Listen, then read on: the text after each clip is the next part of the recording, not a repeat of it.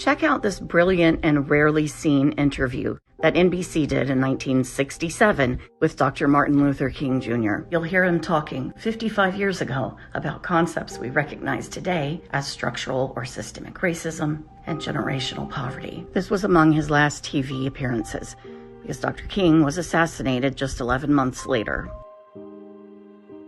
Do you think white people in this country, and I'm talking about non-segregationists, people devoid or thinking they're devoid of racism, do you have any idea of what they want the Negro to be in America?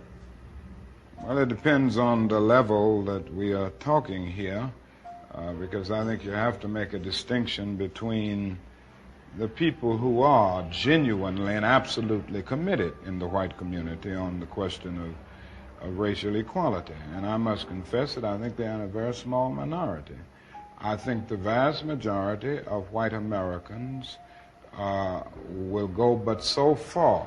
It's a kind of installment plan for equality, and they're always looking for an excuse to go but so far. Why are they looking for the excuse? What is it about the Negro?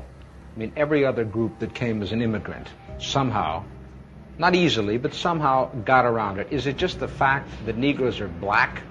That's a part of it, and that grows out of something else. You can't thingify anything without depersonalizing that something. If you use something as a means to an end, at that moment you make it a thing and you depersonalize it.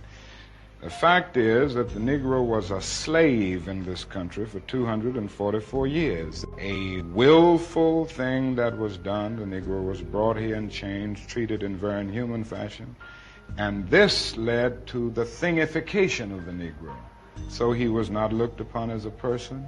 He was not looked upon as a human being with the same status and worth as other human beings. And the other thing is that human beings cannot continue to do wrong without eventually rationalizing that wrong. So slavery was justified morally, biologically, theoretically, scientifically, everything else.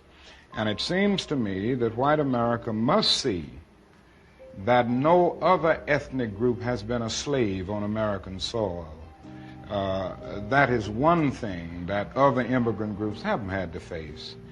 The other thing is that the color became a stigma. American society made the Negro's color a stigma, and that can never be overlooked. So I think these things are absolutely necessary. The other thing is that America freed the slaves in 1863 through the Emancipation Proclamation of Abraham Lincoln, but gave the slaves no land or nothing in reality, and as a matter of fact, to get started on. At the same time, America was giving away millions of acres of land in the West and the Midwest, which meant that there was a willingness to give the white peasants from Europe an economic base.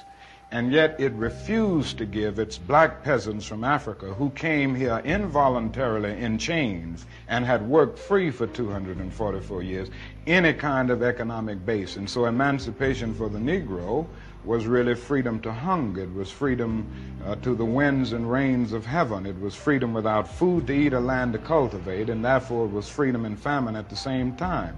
And when white Americans tell the Negro to lift himself by his own bootstraps, they don't look over the legacy of slavery and segregation. I believe we ought to do all we can and seek to lift ourselves by our own bootstraps, but it's a cruel jest to say to a bootless man that he ought to lift himself by his own bootstraps. And many Negroes, by the thousands and millions, have been left bootless as a result of all of these years of oppression and as a result of a society that deliberately made his color a stigma and something worthless and degrading.